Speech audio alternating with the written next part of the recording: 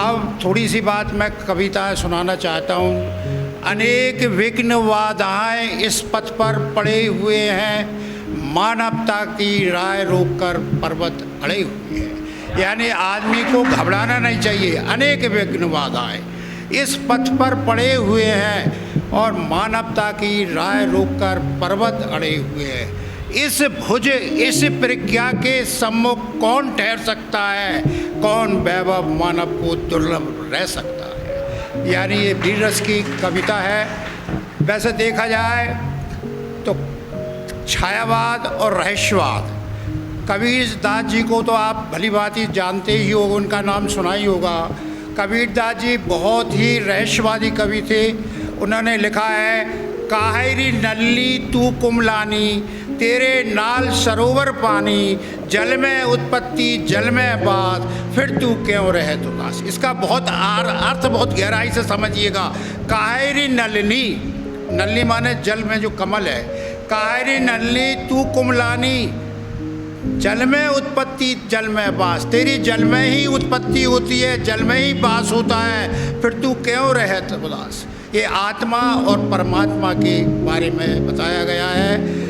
अब मैं एक थोड़ा सा एक चुटकुला सुनाना चाहता हूँ जो आपको बहुत पसंद आएगा।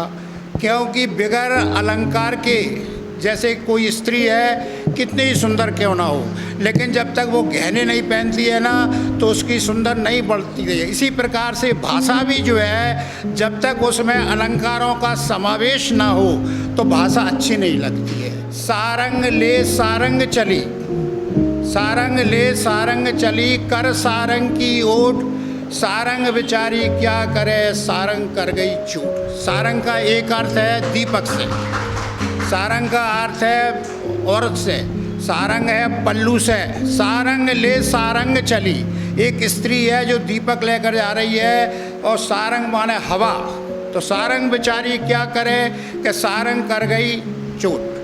एक और है मनोरंजन का, जब धूमधाम से, हंसने का है, जब धूमधाम से आती है बारात किसी की सज धज कर। जरा गहराई से सुनना।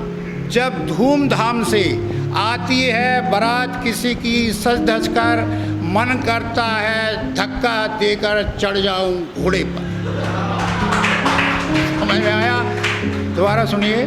जब धूमधाम से आती है बारात किसी की सज धज कर, मन करता है कोई दूल्हे को धक्का देकर चढ़ जाऊं घोड़े पर। सपनों में मुझको अपनी शादी होती दिखलाती है, वरमाला ले दुल्हन जो ही बढ़ती है, नींद तभी खुल जाती है।